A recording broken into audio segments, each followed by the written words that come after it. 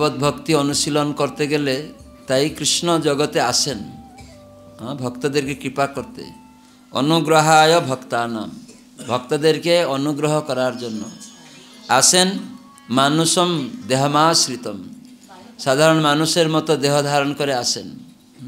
এবং ভজতে তাদৃশী ক্রীড়া যা শ্রুত্বা তৎপরো ভবেত, যে ভগবান নিজে আসেন তার সেবা দান করতে এবং তার দর্শন দান করার জন্য, এবং ভক্ত তার সেবা এবং তার দর্শন এবং তার কার্যকলাপ প্রতি আকৃষ্ট হয়ে সে ভগবানের কে বশীভূত করতে পারে, আকৃষ্ট হয়ে ভগবানের সেবাতে যুক্ত হবে। আমরা কার প্রতি আকৃষ্ট হই? কারো সুন্দরতা দেখে আকৃষ্ট হই, কার ঐশ্বর্য দেখে আকৃষ্ট হই, হ্যাঁ কি না? কার জ্ঞান দেখে আকৃষ্ট হই, কারো বৈরাগ্য দেখে আকৃষ্ট হই, তো কারো প্রতিষ্ঠা দেখে, প্রতিভা দেখে আমরা আকৃষ্ট হই। তো এই জগতে এইরকম সব কিছু, সর্বকিছু মানে সমস্ত কিছুর আকর্ষণ কৃষ্ণের মধ্যে আছে। সমস্ত ঐশ্বর্য কৃষ্ণের কাছে আছে, সমস্ত সৌন্দর্য, সমস্ত ঐশ্বর্য, সমস্ত সম্পদ, সমস্ত জ্ঞান, সমস্ত বৈরাগ্য, সমস্ত মর্যাদা কৃষ্ণের মধ্যে আছে। কিন্তু আমাদের মধ্যে আছে? আমরা যে স্বামী গ্রহণ করছি তার কি সে সব কিছুকে আকর্ষণ করতে পারে? কি সমস্ত সুন্দরের সুন্দর তিনি? ছিটে ফোটা সুন্দর কোথা থেকে এলো? হয়তো অনেক টাকা আছে, দেখলেন কোনো মেয়ে আকৃষ্ট হয়ে গেল, অনেক বাড়ি গাড়ি টাকা আকৃষ্ট হল, কিন্তু সমস্ত ঐশ্বর্য কি তার কাছে আছে? নেই। কিন্তু দেখা যায় সেই স্বামীর গাড়ি বাড়ি সব আবার চলে যায়। কিন্তু এমন একজনকে গ্রহণ করব যার কোনোদিন যাবে না, সবসময় আছে। সে কে? জগন্নাথ। তার নাম কি? কৃষ্ণ। কৃষ্ণ। তো সেজন্য তার সেবা আমাদেরকে গ্রহণ করতে হবে। সেই জন্য উনি বিগ্রহ রূপেও আসেন। যেটা বিগ্রহ রূপে আচার্যরা যখন প্রতিষ্ঠা করেন তখন সেই সেবা ভগবান গ্রহণ করেন, তিনি কৃপা করেন। আচার্যদের অনুমোদন প্রভুপাদ লিখছেন গীতায়, যখন কোনো বিগ্রহ অনুমোদন হবে তখন তার সেবা ঠিকভাবে করতে হবে। কখনো কখনো আমরা এখানে পুতুল রূপে হয়তো রেখে দিই, এরকম নয়। বিগ্রহ পুতুল নয়, মাটি নয়, কাঠ নয়, বিগ্রহ সাক্ষাৎ ব্রজেন্দ্র নন্দন। তো সাক্ষাৎ ব্রজেন্দ্র নন্দন, প্রতিমা নহ তুমি সাক্ষাৎ ব্রজেন্দ্র নন্দন। আমাদের মায়াপুরে জগন্নাথ আছে। স্বয়ং জগন্নাথ নিজে ইস্কন সেবা গ্রহণ করার জন্য ইস্কন ভক্তদের তিনি নিজে এসেছেন। আগে ওখানে কিছু বামন ঠাকুরদের ছিল, ওই জন্য ওখানে বামন পুকুর বলা হয়, সব বামনদের ছিল। তো ওই জগন্নাথও বামনদের ছিল। তো জগন্নাথ সে তাদের আদেশ করেছে যে ইস্কন ভক্তদের সেবা আমি গ্রহণ করতে চাই। তাই জগন্নাথ এখন ইস্কন ভক্তদের সেবাই গ্রহণ করেন। আর এই জগন্নাথ অভিন্ন পুরী জগন্নাথ, পুরী জগন্নাথ অভিন্ন, কোনো পার্থক্য নেই। ওখানে জগন্নাথ পুরীতে একটা গ্রন্থ আছে, সেই গ্রন্থের মধ্যে এই মায়াপুর নবদ্বীপের জগন্নাথের নাম আছে। এক সময় যখন ইস্কন এই জগন্নাথ সেবা করতে সুযোগ পেল, তখন এক সময় জগন্নাথপুরী থেকে তারা ওই গ্রন্থ পড়ে পড়ে দেখল যে নবদ্বীপ ধামে সবরপল্লী নামক একটি জায়গা আছে, সবরডাঙ্গা, ওখানে এই নীলাচল পুরী জগন্নাথ আর এই জগন্নাথের মধ্যে কোনো পার্থক্য নেই, সেখানে তিনি বিরাজিত রয়েছেন। তখন ওই পাণ্ডারা খুঁজে খুঁজে এলো, এসে আমাদের গুরুদেব শ্রী জয়প্রতাপ স্বামী গুরু মহারাজের সাথে সাক্ষাৎ করলো। তো বললো, আমরা এখানে কিছু সেবা শিখাতে চাই, এখানে তো আপনাদের 56 ভোগ হয় না। তখন পুরীর পাণ্ডারা এসে 56 ভোগ রান্না কী করে করতে হবে সব শিখিয়ে দিয়ে গেল। তারা নিজে কিছুদিন থেকে শিখিয়ে দিল। যেহেতু এই বিগ্রহ প্রতিষ্ঠিত আরাধ্য, তো সেখানে পুরীতেও সেই নাম আছে, বুঝতে পারছেন? তো সেই জগন্নাথ এখন অনেক ভক্ত তারা দায়িত্ব নিয়েছে যে সারা বছর যেন 56 ভোগ রান্না জগন্নাথকে দেওয়া হয়। এরকম বড় বড় কিছু লোক তারা এরকম রুটিন করে নিয়েছে, ভাগ করে, যে আমি 56 ভোগের একদিনের দায়িত্ব আমার, কেউ 2 দিনের দায়িত্ব, এরকম ভিন্ন ভিন্ন ভক্তরা জগন্নাথের সেবা করে। আর পূজারী ভক্ত রান্না করে, তারা 56 ভোগ রান্না করে জগন্নাথকে প্রতিদিন ভোগ লাগায়। তো সেজন্য জগন্নাথ সাধারণভাবে আবার সেবিত হন। ইস্কনের মূল বিগ্রহ জগন্নাথ, প্রথম বিগ্রহ। ইস্কনে যে সেবা প্রথম বিগ্রহ হচ্ছে জগন্নাথ। সান ফ্রান্সিসকো আমেরিকাতে, ওখানে জগন্নাথ নিজে ইস্কনে প্রভুপাদের সেবা গ্রহণ করতে এসেছিলেন নিজে। জগন্নাথ দেখাতে চাইলেন যে আমি জগতের নাথ, তাহলে আমি কি বিদেশে নেই, আমেরিকাতে নেই? তো সেটা প্রমাণ করানোর জন্য প্রভুপাদের কাছে জগন্নাথ এসেছিলেন, ওখানেই প্রকট হয়েছেন। এক মাতাজি, একটা মাতাজি বিদেশি মাতাজি, প্রভুপাদের শিষ্যা, নূতন ভক্ত হয়েছে, দীক্ষাও হয়েছে। উনি হঠাৎ করে আমেরিকা একটা দোকান ঘরে দেখছে এটা কালো কালো কিছু তাকে আকর্ষণ করছে, পুতুল। উনি ভাবছে একটা পুতুল কেন আমাকে ডাকছে, শুধু আকর্ষণ করছে। তখন ওনাকে ভালো লেগে গেছে, ছোট্ট এরকম পুতুল। তো ওটা নিয়ে নিয়েছে, ব্যাগে ভরে নিয়ে এসেছে। তো প্রভুপাদ ভগবত কথা বলছিলেন, তখন উনি এসেই টেবিল উপরে ওই বিগ্রহটা রেখে দিয়েছে। প্রভুপাদ সঙ্গে সঙ্গে দেখেই জয় জগন্নাথ করে নেমে সাষ্টাঙ্গে প্রণাম জানালেন, জয় জগন্নাথ স্বামী কি। কিন্তু ওরা কিছু জানে না, বিদেশি ভক্তরা কিছু জানে না এটা কে, প্রভুপাদ কাকে প্রণাম করছে। তখন প্রভুপাদ বললেন, আমি এতদিন তোমাদের যার নাম বলছিলাম তিনি এখন হাজির, যার নাম করতে বলছি তিনি যে জগন্নাথ।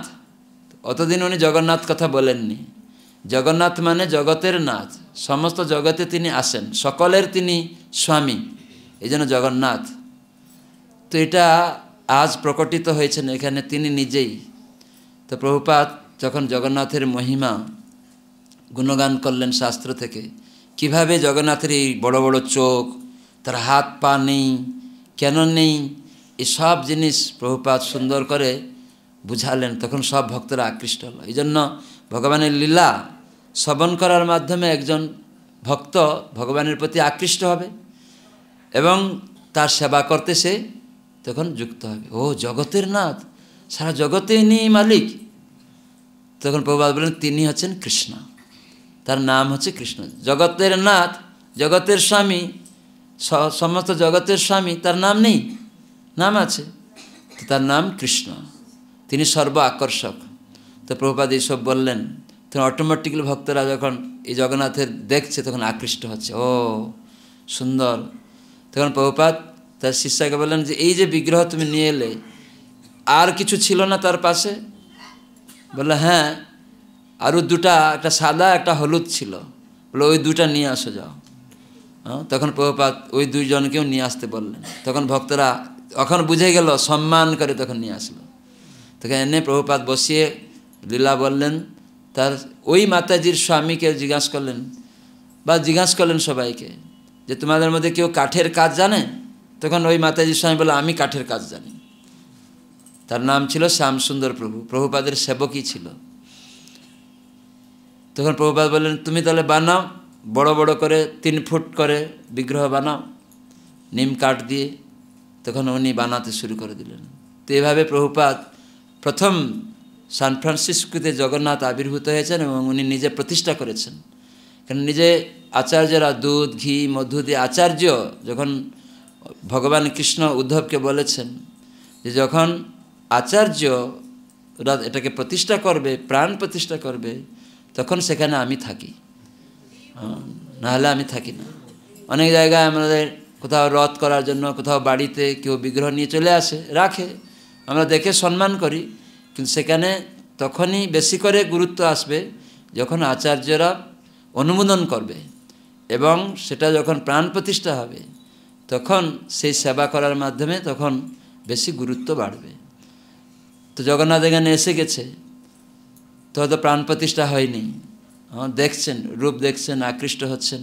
আরও আকৃষ্ট বাড়বে যখন আপনারা এখানে সেবা করতে করতে যখন অনেক ভক্ত হয়ে যাবেন, সেবা করতে করতে সবাই দেখবে যে এরা এখানে প্রচুর ভক্ত। যখন জপ করছে, ভোগ রান্না করার সুযোগ নিচ্ছে, দীক্ষা নিচ্ছে, তখন জগন্নাথ সেবা করার, না আমি পালি করে মঙ্গল আরতিতে আমি ডেলি এসে একটু রান্না করে দিব ক্ষীর, কেউ বলবে আমি আরতি করব, কেউ বলবে আমার দুপুরের ভাগ, এখন দেখা গেল এখানে 365 জন গৃহস্থ ফ্যামিলি ভক্ত হয়ে গেছে বাঁকুড়া শহরে। তখন তার মানে কয়দিন পড়বে একটা ভক্তের? একদিন বছরে। একদিন হয়তো আবার হয়তো বেশি হয়ে গেল, তখন হয়তো সুযোগই পাবে না যে আমি আরতি করতে পারছি না, তখন কান্নাকাটি করবে। তো সেই রকমই আপনারা চান? কয়জন চান ভগবানের জগন্নাথের নিজে সেবা করবেন? এসে সবাই করবে। তার মানে নিজেকে 24 ঘন্টা কৃষ্ণ সেবায় যুক্ত থাকলে তো এটা সম্ভব হবে, জগন্নাথের প্রতি আকৃষ্ট হবে। যে আমাকে এসে যে জগন্নাথকে আরতি করতে হবে সেটাও ভালো, কেউ তো এসে রান্নাতেও সাহায্য করতে পারে, সবজি আমানে করতে পারবে, কেউ এসে পরিষ্কার করতে পারবে, কেউ এসে গান গাইতে পারবে, কেউ আসবে নাচতে পারবে, কেউ এসে চরণামৃত দিতে পারবে। পারবে না? চরণামৃত কে দিতে পারবে? সবাই দিতে পারবে। সবজি বানাতে কে পারবে? সবাই পারবে। ঝাড়ু দিতে? তাহলে আমরা কোনোদিন দেখবো না এখানে ময়লা আছে, নোংরা আছে, আরেকবার এসে দেখো হ্যাঁ পরিষ্কার। তার মানে দায়িত্ব নিচ্ছে সবাই। তার মানে এটাই হচ্ছে 24 ঘন্টা স্মরণের উপায়। তার মানে সবজি আমান্য করা, ও জগন্নাথ, ঝাড়ু দিচ্ছি ও জগন্নাথের মন্দির, রান্না করছি জগন্নাথের মন্দির, কীর্তন গাইছি জগন্নাথের, এরকম করতে, ও ভগবানের ভক্তরা আসছে প্রণাম করছি জগন্নাথের ভক্ত। তার মানে 24 ঘন্টা ঘুমাতে যাচ্ছি, কালকে আমার মঙ্গলা আরতি আছে, জগন্নাথের চিন্তা করতে করতে মঙ্গলা আরতি করবো বা মঙ্গলা আরতি যোগদান করবো, ওই চিন্তা করে করে ঘুমাচ্ছি, তাহলে কি হলো? জগন্নাথের চিন্তা হচ্ছে। তার মানে 24 ঘন্টা কৃষ্ণকে স্মরণ করার সুযোগটা এটাই। গীতায় কৃষ্ণ বলেন সর্বকর্মাণি অপি সদা কুর্বান্ন মত ব্যাপাশ্রয়ে মত প্রসাদাত্মবাপ্নুতি শাশ্বতম পদম অব্যয়ম। 24 ঘন্টা আমার কর্ম করো, আমার কর্ম। তার মানে যেগুলো আমি বললাম, রান্না করা, ঝাড়ু দেওয়া, আপনি ঘরে এই অভ্যাস করবেন, আগে নিজের ঘরে অভ্যাস করবেন, আর এখানে সেই সুযোগটা নেবেন। ঘরে আপনি কি করছেন? আমাদের এখানে রাধা চিত্ত চোর নাকি? রাধা চিত্ত চোর, রাধা চিত্ত মোহন, রাধা চিত্ত মোহন, মোহন দাস ব্রহ্মচারী এখনও রয়েছে। তা আমি চিন্তা করছিলাম এই ছোটো ঘরটা মনে রাধা চিত্তর ঘর, সেইখানে থেকে সেবা করছে। 50 ঊর্ধ্ব হয়ে গেলে মন্দিরের সেবায় একদম 100% দিতে হবে। আমি মনে করছিলাম অশেষানন্দ ব্রহ্ম নিশ্চয় 50-এর উপরে, তো এখানে কেন বসছে না? এখানে বসেই সেবা করবে। তো আগে থেকেই 1 নম্বর ভক্ত এখানে। তো যাই হোক, তো এভাবে জগন্নাথের সেবা আমরা যদি সব কর্মতে কৃষ্ণকে দেখতে পারি, কৃষ্ণের আশ্রয় করতে পারি বাড়ি থেকে, তাহলে ওই বাড়িটা বৃন্দাবন হয়ে যাবে। 24 ঘন্টা কৃষ্ণ স্মরণকে বৃন্দাবন বলা হয়। এই জন্য ভক্তিবিনোদ ঠাকুর গিয়েছেন, যেদিন গৃহে ভজন দেখি গৃহেতে গোলক ভাই। যেদিন ভজন হবে, ভজন মানে সেবা, কার সেবা? কৃষ্ণের, জগন্নাথের সেবা, সেদিন গৃহটা বৃন্দাবন। 24 ঘন্টা কৃষ্ণ স্মরণকেই বৃন্দাবন বলা হয়। তাই ব্রজবাসীরা 24 ঘন্টা কৃষ্ণ স্মরণ করতেন।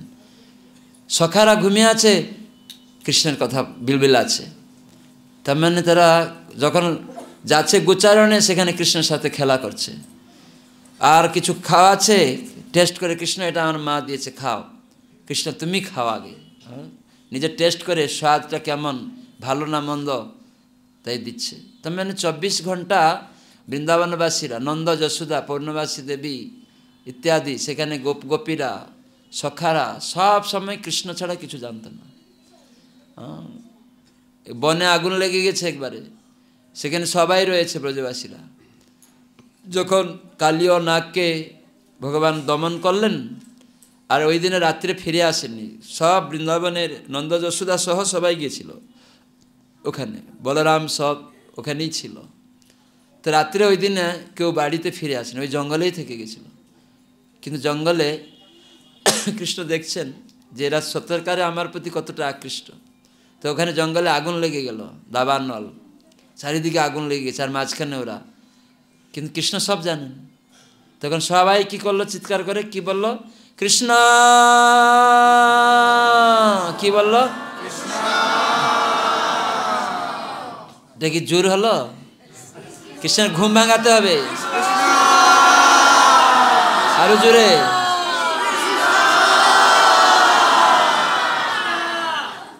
তো কৃষ্ণ তখন জেগে গেছেন।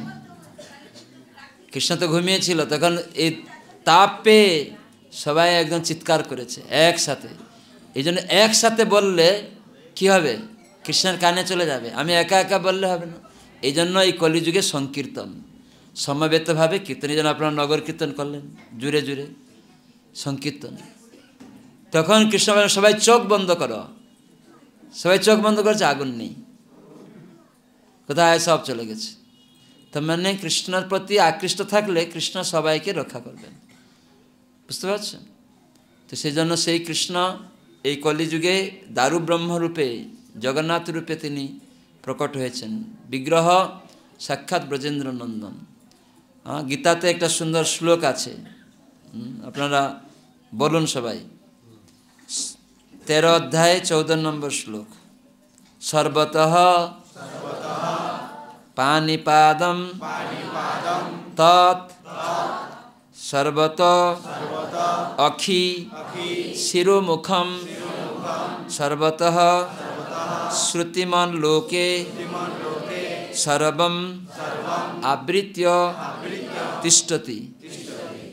তো প্রভুপাদ এই শ্লোকের গীতার গান বলেছেন, এখানে এই তাতে নেই, ডিলাক্সে আছে গীতার গান। তো গীতার গানটা এরকম, সবাই বলবেন আমার সঙ্গে সঙ্গে। সর্বস্থান হস্তপদ নহে নিরাকার। তার মানে অনেক লোক ভগবানকে নিরাকার বলে না। যদি যার হাত সর্বত্র, তাহলে নিরাকার কি করে হলো? এই জন্য প্রভুপাদ সরল করে আরো গান গেয়ে বুঝিয়ে দিচ্ছেন। গীতার গান বাংলাতে আছে, তো এরকম সুন্দর। তো আপনারা বুঝতে পারছেন যে যার হাত সর্বত্র সে কী করে নিরাকার হলো? তো এই জন্য প্রভুপাদ আমাদের বুঝিয়ে দিচ্ছেন। তার মানে ওনার শরীর আছে বলে হাত আছে, তাহলে হাত আছে সর্ব জায়গায়, তাই উনি কী করে নিরাকার হবেন? তার মানে আমাদের মতো হাত নয়। তার মানে আমার হাতটা ক্যামেরা পর্যন্ত যেতে পারছে না, তা আমার হাতটা কি সর্বত্র? আপনার হাতটা সর্বত্র? কার হাত সর্বত্র আছে? জগন্নাথের। কিন্তু জগন্নাথের হাতই নেই। এই জন্যই হাতটা না নিয়ে উনি বসে আছেন। অপানি পাদ, আমার হাত পা নেই, মানে তোমার মতো না, আমার হাত পাটা সর্বত্র। এটাকে বুঝো। এটাকে বোঝানোর জন্য জগন্নাথ হাত পাটা নেই।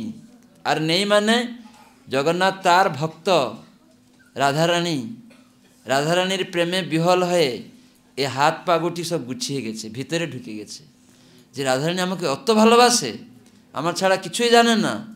তো তার ভাবের প্রতি একদম মানে বিহল হয়ে গিয়ে চোখ বড় বড় হয়ে গেছে, তার কথা ভাবতে ভাবতে। এত আমাকে ভালোবাসে, আমাকে কত ভালোবাসে, যে হাত পা সব গুটিয়ে গেছে। আর একটা দিক, তার মানে প্রেমে ভগবান নিজে গলিত হয়ে গেছে, একদম ঢুকে গেছে। এটা একটা দিক। আর একটা দিক যে তোমাদের মতো আমার হাত পা নয়, তাই তার হাত কৃষ্ণ নিজে গীতায় বলছেন সর্বতঃ পানি পাদম তৎ, আমার হাত পা সব জায়গায় আছে। তার মানে আমি নিজে আছি মানে সব জায়গায় আছি, আমার পাটাও সেখানে আছে, আমার হাতটা আছে। এই জন্য প্রভুপাদ বলেন নহে নিরাকার। বুঝা গেল? তাহলে সর্বত, এখানে সবাই বলেন সর্বস্থান হস্তপদ নহে নিরাকার। সর্বস্থানে চক্ষু শির কত মুখ তার, সর্বত্র শ্রবণ সর্ব আবরণ স্থান, তিনি ছাড়া ত্রিভুবনে নাহি কিছু আর। মানে এই ত্রিভুবনে স্বর্গ মর্ত পাতাল, এই জগতে আমরা আছি, 14 ভুবন যুক্ত, এটাকে 3টা ভাগ করা আছে। তো এইটিতে ভগবান ছাড়া এই জগতে কোনো কিছু নেই, ভগবান ছাড়া সব অসার, বুঝতে পারছেন? তো সেজন্য আমরা যে কোনো জায়গায় থাকি, যে কোনো অবস্থায় থাকি, তাই আমাদের ভগবানকে গ্রহণ করতে হবে, তাহলে তিনি সার বস্তু। তো এই জন্য তার হাত পা সর্বত্র আছে। কি প্রমাণ? তিনি সব জায়গায় তার হাত পা আছে। কয়জন মহাভারত দেখেছেন দ্রৌপদীর বস্ত্রহরণ? টিভিতে দেখেছেন। তো কৃষ্ণ কোথায় ছিলেন? দ্বারকায় ছিলেন। আর দ্রৌপদী কোথায় ছিল? কুরুসভায়, যেখানে তার বস্ত্রহরণ ছিল। সেখানে কারা ছিল? সব রাজন্যবর্গ, গুরুবর্গ, স্বামীরা, বড় বড় জ্যেষ্ঠ ব্যক্তিরা সবাই ছিল। তো এরকম বহু পুরুষ ব্যক্তির সামনে একটা রাজকন্যাকে বস্ত্র বিবস্ত্র করা হয়, তো সেটা কেউ সইবে? কিন্তু কেউ রক্ষা করছিল না। তার মানে জগতে কেউ আমাদের রক্ষাকর্তা নয়। আমরা ভাবি আমার স্বামী রাখবে, গুরুজনেরা রাখবে, কেউ রক্ষাকর্তা নয়। বুঝতে পারছেন? তো সেজন্য যে ভগবান জগন্নাথ, তিনি যে জগতের সব জায়গায় আছেন, সকলের স্বামী, প্রকৃত স্বামী কেবল তার মানকে রক্ষা করতে পারে, অন্য কেউ করতে পারে না। ওখানে তো তার নিজের স্বামী বলে গ্রহণ করছিল, রক্ষা করতে পারল না, হাত পা বেঁধে রেখে দিয়েছে দুর্যোধন। তো আমরা ভাবছি আমার স্বামী রক্ষা করবে। কেউ আসবে দুষ্কৃতকারী, আপনার স্বামীকে বেঁধে রাখবে, আপনার মান রক্ষা করতে পারবে? পারবে না। তো সেজন্য প্রকৃত স্বামী একমাত্র মান রক্ষা করতে পারে, তিনি হচ্ছেন জগন্নাথ। তার নাম কি? কি নাম? আরো জুড়ে, কৃষ্ণ। জগন্নাথ মানে জগতের নাথ, মানে সকলের স্বামী, তার নাম আরো জুড়ে। তো সেজন্য দ্রৌপদী গুরুজন, আমরা ভেবেছিলাম আমার গুরু বর্গ, উনি ঠাকুরদা, ইনি জেঠু, উনি শালক, উনি বা ভাসুর, কি বলে বাংলায়, ভাসুর, ঠাকুরপো, কত কিছু। আমার অনেক বড় পরিবার, সবাই রক্ষা করবে, অত কোটি টাকা, হ্যাঁ আমি রাজা, কেউ রক্ষা করতে পারবে না। বুঝতে পারছেন? তো সেই জন্য ভগবান একমাত্র রক্ষাকর্তা, এই দৃঢ় বিশ্বাস। তাই জন্য সবসময় তাকে স্মরণ করতে হবে। তাই জন্য সমস্ত কর্মে তাকে আমরা স্মরণ করব। এই জন্য ভগবান ছিলেন দ্বারকায়, আর দ্রৌপদী সবাইকে প্রার্থনা করছিল যে রক্ষা করো, কিন্তু কেউ রক্ষা করেনি, কেউ সাড়াই দিল না, সবাই মুখ নিচু করেছিল তাদের স্বামী সহ। কিন্তু দ্রৌপদী হলো আমিও রক্ষা করব, তোমরা পারলে না, ধিক্কার দিল সবাইকে। আমরা যখন নিজে কেউ রক্ষা না করলে তাদেরকে ধিক্কার দিই না? কেমন হয়ে তুমি, কেমন স্বামী, তোমার মতো স্বামী আমার দরকার নেই, এরকম বলে দিবে না? তুমি আমাকে কিছু না দিয়ে, তো এটাকে প্রেম নয়। প্রেম মানে সে আমাকে রক্ষা করলো কি না করলো, বা ভালোবাসলো কি না, সে স্বামী। কিন্তু আসল স্বামী কৃষ্ণ, প্রত্যেকেরই স্বামী কৃষ্ণ, এটা আমাদেরকে জানতে হবে। এরা অনিত্য ছায়ার মতো। ছায়া মানে আপনার লাইট অফ হয়ে গেলে ছায়া থাকবে? থাকবে না। তো স্বামী, স্ত্রী, পুত্র, টাকা পয়সা, মর্যাদা সব ছায়ার মতো। কেন এই জগতে আমরা আছি? এই জগতের অধিষ্ঠাত্রী দেবী কে জানেন? তার নাম কি? দুর্গা। তো দুর্গা কে? দুর্গা ছায়া। দুর্গা হচ্ছে রাধারানীর ছায়া। তো রাধারানীর একটা ছায়া, তার মানে এখানে যা কিছু সব ছায়া, তার থেকে সৃষ্টি মানে কি? ছায়া থেকে ছায়া সৃষ্টি। তো সেজন্য আমরা মনে করছি যে সব এটা আমার স্বামী, কিন্তু না, কতদিনের জন্য? এক মুহূর্তে স্বামী থাকবে না। কৃষ্ণ দ্বারকায় রয়েছেন, কিন্তু হঠাৎ করে দেখছে অনেক বস্ত্র। কখন এলো না? যখন দু হাত তুলে সমর্পণ করে দিল, এই দেহটা তোমার, এরা রক্ষা করবেন কি না রক্ষা করবেন, আমি আপনার সেবক, এটা আপনার দায়িত্ব। তাহলে আমি যদি কাউকে সমর্পণ করে দিই, দেহটা তোমার, তাহলে তার রক্ষা করার দায়িত্ব পড়ে গেল, হ্যাঁ কি না?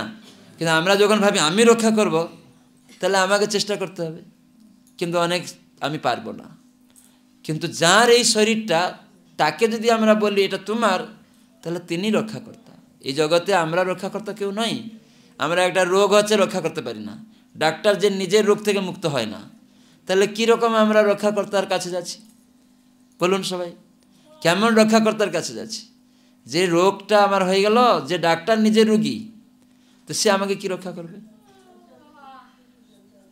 তো যে স্বামী পঙ্গু হয়ে গেল, প্যারালাইসিস হয়ে গেল, কি রক্ষা করবে তাহলে? স্বামী তো প্যারালাইসিস হয়ে গেল, পঙ্গু হয়ে গেল, কে আমাকে রক্ষা করবে? তো এই জ্ঞান মনুষ্য জীবনে করতে হবে। তো সেখানে সেজন্য ভগবানের সেবা করলে ভগবান 100 গুণ তার প্রতিদান দেন। তার প্রমাণ দ্রৌপদী মাতা এক সময় তিনি তার সুন্দর শাড়ি দেখলেন না, রাজকীয় শাড়ি দেখলেন না, সেই শাড়ি কেটে ছিঁড়ে দিলেন একদম। আমরা তো মায়া জাগবে, এত দামি শাড়ি ছিঁড়ব? স্বামীর যদি হাত কেটে গেল, নিজের স্বামী যদি এত ভালোবাসা হবে, তাহলে শাড়িটাও ছিঁড়বে না, গামছাটা কোথায় পড়ে আছে দৌড়ে গিয়ে আনবে, নিজের শাড়িটাকে দেখবে মায়া, তার মানে স্বামীর প্রতি কি আসক্তি, হ্যাঁ কি না বলুন?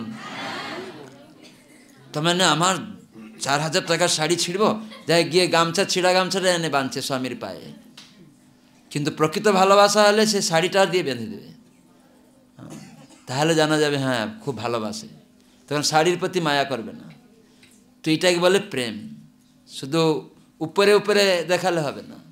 ওই জন্য মহাপ্রভু শিখাতে এসেছিলেন। তাই কৃষ্ণের প্রতি যে ভালোবাসা ছিল দ্রৌপদীর, দেখলেন যে কৃষ্ণের আঙ্গুল একটু কেটে গেছে, দৌড়ে গিয়ে কাপড়টা ছিঁড়ে বেঁধে দিল।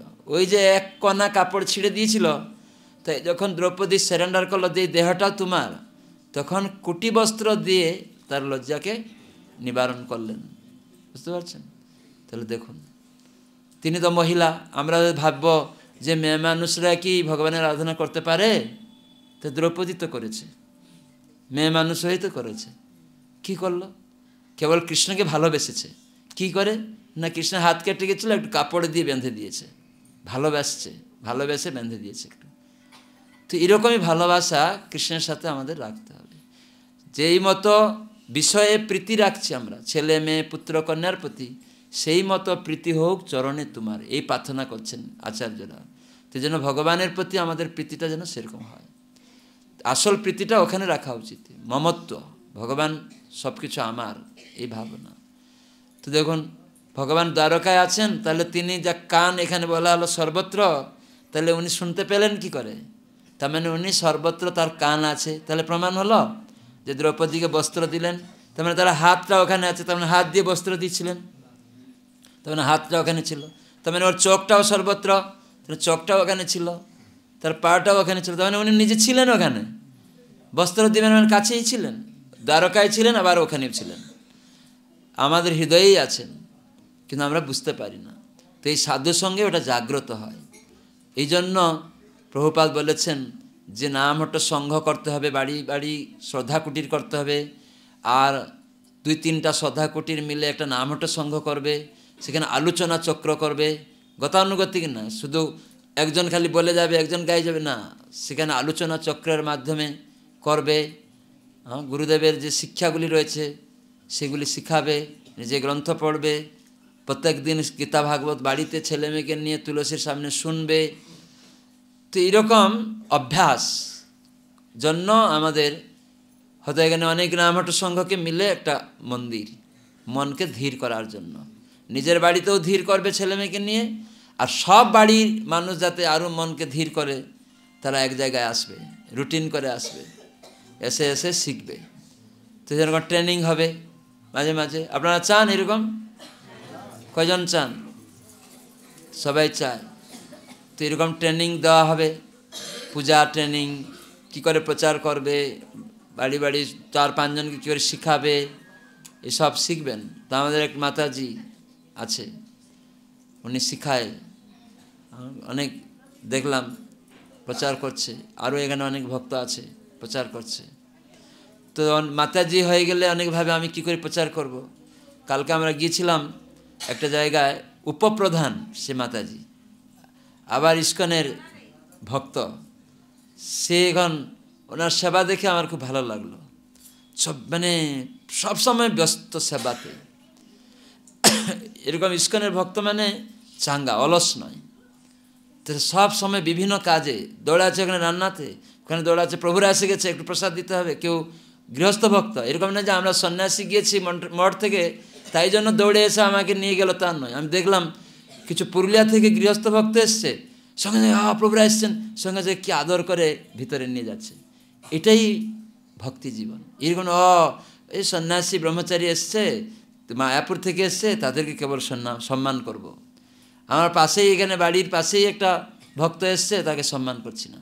শুনলাম একজন প্রভু এসে গেছে, ভক্ত জপ করে, প্রসাদ খায়, অনেক প্রচার করে, গুরু মহারাজের খুব প্রিয়, তাকে হয়তো আমরা চিনি না, ও আমাদের এখানে বাড়ির, এরকম ভাবি না।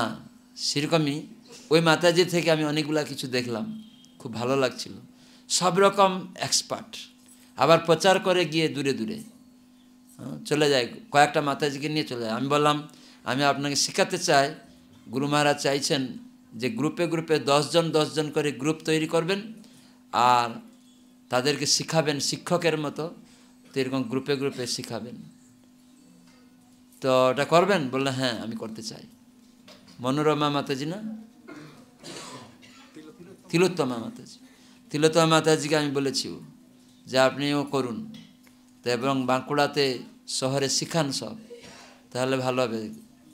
আপনি সব জায়গায় ঘুরতে পারবেন না, কিন্তু গ্রুপ করে যদি শিখিয়ে দেন, এখানে অনেক মহিলা দেখছি ভক্ত, তো গ্রুপে গ্রুপে 10 জন করে গ্রুপ তারা শিখবে। এখানে যদি জায়গা হয় বা কোনো বাড়িতে হয়, প্রথমে বাড়ি বাড়ি গ্রুপ গ্রুপ, এখান থেকেও ট্রেনিং হবে বা কোথাও বাড়িতে বাড়িতে বসে শিখবে পড়ার মতো। এখানে যেমন আমরা একটা শ্লোকে যেমন পড়ছি, সাপোজ সবাই বলুন, সর্বতই তার হস্ত পদ চক্ষু মস্তক ও মুখ বর্তমান, এবং তিনি সর্বত্রই কর্ণযুক্ত। এইভাবেই জগতের সব কিছুতে পরিব্যাপ্ত হয়ে তিনি বিরাজমান। তো এখানে আমি জিজ্ঞাসা করছি, এই যে 2 লাইন শুনলেন, এখান থেকে আপনারা কি জানতেন না সেটা বলুন, সেটাকে বলে আবিষ্কার। কি জানতেন না এই যে 2 লাইন, আর একবার শুনুন। সর্বত্রই তার হস্ত পদ চক্ষু মস্তক ও মুখ বর্তমান, এবং তিনি সর্বত্রই কর্ণযুক্ত। এইভাবে জগতের সব কিছুতে পরিব্যাপ্ত হয়ে তিনি বিরাজমান। কি বুঝলেন এখানে? কি জানতেন আগে? এটা জানতেন? কি জানতেন না? ভগবান সর্বত্র আছেন জানতেন না? সর্বত্রই ভগবান আছেন, কিন্তু তার হাত পা সর্বত্র আছে জানতাম না। যে তার হাত পা সর্বত্র আছে জানতাম। তিনি যে নিরাকার নয় সেটা আমরা, অনেকে নিরাকার বলে, আমরা ভাবতাম নিরাকার, জানতাম না ভগবান নিরাকার নাকি। তার মানে এখান থেকে বোঝা যাচ্ছে যে ভগবান সর্বত্র আছেন আমরা জানি, কিন্তু তার হাত পা চোখ কান সর্বত্র আছে। তো এটা কি করে উপলব্ধি হলো একটা বলুন। আমি যে বললাম এত পর্যন্ত কিছু তার মধ্যে বলুন। তিনি যে সর্বত্র বিদ্যমান, তার হাত পা রয়েছে, এটা কি করে আপনাদের উপলব্ধি হয়েছে? কি করে? দ্রৌপদীর কথার মাধ্যমে উপলব্ধি হয়েছে। তাহলে এখন আপনারা কি করবেন? আপনারা কি করবেন? যে কোনো বিপদ আসলে ভগবান যে সর্বত্র আছে, তিনি আমাকে রক্ষা করবেন, এই দৃঢ় বিশ্বাস আমার উদয় হচ্ছে। তাই আমি ভগবান ছাড়া অন্য কারো আশ্রয় নিব না। এটা ব্যক্তিগত পার্সোনাল অ্যাপ্লিকেশন, আর জগতের লোকে এটা শিখাবো। বুঝাই গেল? আবিষ্কার, যা জানতাম না উপলব্ধি করলাম যে না এটা প্র্যাকটিক্যাল, বাস্তব, যেটা হয়। তো এই দ্রৌপদী একটা মহিলা যদি করতে পারলো, তাহলে আমি কেন করতে পারবো না? উনি অত বড় বিপদের মধ্যে যদি রক্ষা পেল, হ্যাঁ, কৃষ্ণ যে কোনো জায়গায় আছেন, তিনি দ্বারকায় ছিলেন অথচ সেখানে উপস্থিত হয়ে গেলেন, তাহলে আমি ডাকবো, নিশ্চয়ই রক্ষা করবেন। এই দৃঢ় বিশ্বাস যদি নেবেন, খুব জুড়ে জুড়ে চিৎকার করবেন, যখন কোনো বাধা আসবে দেখবেন আপনি রক্ষা পেয়ে যান। কৃষ্ণকে হয়তো নাও দেখতে পারেন, কিন্তু কৃষ্ণ নাম আর কৃষ্ণ অভিন্ন। তখন আপনি যে করলেন জুড়ে জুড়ে কৃষ্ণ, তখন একটা বিপদ থেকে আপনি রক্ষা পেয়ে যাবেন। জুড়ে জুড়ে কৃষ্ণ, তখন মনে হবে এই কৃষ্ণ নাম কৃষ্ণই, যে সত্যিকারে তার নাম, তিনি, মধ্যে কোনো পার্থক্য নেই। তখন এই দৃঢ় বিশ্বাস হয়ে যাবে। বোঝা গেল? তো এটাই আমার এইরকমভাবে শিখাতে চাই সবাইকে। এরকম প্রত্যেকটা বিষয়বস্তুর উপরে আপনারা আলোচনা হবে। এরকম শিখতে চান আপনারা? শিখবেন? কয়জন শিখবেন? সবাই। খুব সুন্দর। তো আমাদের অশেষানন্দ প্রভু, আমাদের তিলোত্তমা মাতাজি, আর এখানে এই মাতাজি তো থাকে, কাছে থাকে না, অনেক পুরানো সব, এই প্রভুরা সব পুরানো এখানে রয়েছে। তো তাদের যদি আনুগত্যে থাকবেন তাহলে শিখতে পারবেন। তাদের আনুগত্য মানে সেটা যারা যেমনভাবে শিখাচ্ছে। কেন তাদের আনুগত্য? না, তারা তাদের জেলা প্রচারকের আনুগত্যে আছে। তো এরকমভাবে আমি এই জন্য তাদেরকে স্বীকার করব। গ্রহণ করব। এই জন্য প্রত্যেকটা ক্ষেত্রে কোনো কিছু আমার কাছে এসে গেল, কিছু করব, তাহলে পরামর্শ করব। যখন আপনি আনুগত্যে থাকলেন মানে কি, আমার নিজের ইচ্ছাটা, আমি যার আন্ডারে আছি তার ইচ্ছাটা কি দেখব, যাচাই করব। তখন সে যদি না এটা ঠিক নেই, এভাবে করুন, তখন তার ইচ্ছার সাথে আমার ইচ্ছাটা পূর্ণ করব। কেন? তিনি জানেন আমার থেকে উনি শ্রেষ্ঠ, জানেন আমার কিসে মঙ্গল হবে। তো এইভাবে পরম্পরা সূত্রে যদি আমরা গ্রহণ করব, তাহলে আমাদের কোনো রকম অসুবিধা হবে না, সব কিছু সিদ্ধি লাভ হবে, তখন ভালো লাগবে। আর না হলে সবসময় যদি নিজে স্বতন্ত্রভাবে চলবেন, স্বতন্ত্র সবসময় নিজে যদি চলবেন, তাহলে আপনি চঞ্চল, কিছু ভয় আছে, কোনো কিছুতে হতাশাগ্রস্ত আছেন, সেইটা তার প্রমাণ। হ্যাঁ কি না? সবসময় কিছু হয়ে যাবে নাকি, এরকম হবে কি না? কেন? আপনি স্বতন্ত্র থাকছেন বলে। কিন্তু যদি কারো আনুগত্যে থাকেন, আপনার ভয় নেই। যেমন বাচ্চা, আপনার বাচ্চা, মা তাকে সবসময় রাখে, যখন মাঝে মাঝে বাচ্চাকে এরকম উপর দিকে ছুড়ে দেয়, বাচ্চা তখন মনে করে আমি মায়ের, মা আমার, এরকম গ্রহণ করে, তখন সে খিলখিল করে হাসে, তখন জানে আমার মা আমাকে রাখবে। হ্যাঁ কি না? তো মানে বাচ্চা নিজে সেখানে স্বতন্ত্র ভাবে না, আমার মা আমার, আমি মায়ের, মা আমার, আমি মায়ের, এই যে ভাবনাটা, এই জন্য বাচ্চা যখন হাসতে থাকে, একটু কান্না করে না, কেন? আমার মা ধরবে আমাকে। তো সেরকম ভগবানের চরণে, ভক্তদের চরণে যদি আমরা শরণাগত থাকি, তাহলে আমার কিছু ভুল হলে তারা আমাকে রক্ষা করবে। কখন রক্ষা করবে? যদি শরণাগত ব্যক্তিকে। যদি শরণাগত না হয়, মাঝে দেখালাম, আবার গিয়ে কপট করলাম, আবার করলাম, একদিন এমন হবে সে আর সাহায্য পাবে না, তখন হয়রানে পড়ে যাবে। আমরা জানি, স্কুলে একটা গল্প শুনেছিলাম, স্কুলে তো একটা গ্রামে একটা ছেলে ছিল, সে বারবার চিৎকার করতো, এই বাঘ, এই বাঘ, এই বাঘ। কিন্তু গ্রামের লোক সব দৌড়ে আসতো লাঠি টুটা নিয়ে, তখন আর দেখছে বাঘ নেই, এই বেটা, তখন ও হাসতে থাকে, চিৎকার করতে থাকে। তো এরকম করছে, এরকম একবার দুইবার, তখন লোকেরা আসে, দেখে সব মিথ্যা, ফলস, কপটতা করছে। তো একদিন সত্যিকারে বাঘ এসে, সেই দিন চিৎকার করছে, কেউ আর আসেনি। তবে যে বেটা মিথ্যাবাদী, কপট, মানে একবার দুইবার তিনবার ঠকিয়েছে। তো আমরাও ঠিক যদি ভক্তি জীবনে এরকম গুরু বৈষ্ণবদেরকে ঠকাই, একবার দুবার তিনবার কপট করি, তো একদিন ভগবান আমাকে এমন দিবেন শাস্তি, তখন সে ভগবান হচ্ছেন কপট শিরোমণি, হ্যাঁ, তার কাছে ছল চাতুরি করতে পারবে না। তো সেজন্য আমাদেরকে সবসময় সাবধান থাকতে হবে, বৈষ্ণবদের আনুগত্যে থাকতে হবে, তো তাদের পরামর্শ করতে হবে। এবারে নামহট্ট মেলায় আমি শিখাচ্ছিলাম যে কী করতে হবে, পরামর্শ করলে সুরক্ষিত থাকবেন। পরামর্শ না করে কিছু করবেন, ভুল হয়ে যাবে, তখন খারাপ হবে। সেজন্য আমাদেরকে সব কিছু প্ল্যানিং করতে হয়, যা কিছু করতে গেলে, রাখতে গেলে, কোনো কিছু বাড়িতে বানাবেন, কোথায় একটু পায়খানা বানাবো, কি করব, সেটা যদি আনুগত্যে থাকেন, পরামর্শ করেন, তাহলে ঠিক। আর যদি ঈশান কোণে পায়খানা বাথরুম হয়ে গেল, তাহলে অ্যাক্সিডেন্ট হবে, কত কিছু খারাপ হবে, চঞ্চল হবে। যদি বা নৈরুত কোণে আপনার পায়খানা হয়ে গেল, তখন আপনি ম্যানেজমেন্ট করতে পারবেন না, কত কিছু। যদি অগ্নিকোণে যদি জল করে দিলেন, তাহলে সবসময় আপনি কষ্ট পাবেন। তো এরকম কিছু বাস্তু বিচারে থাকে। এই জন্য আমাদের অনেক সময় সমস্যা আমরা হয়, বিভিন্ন রকম সমস্যাতে পতিত হয়ে যায়।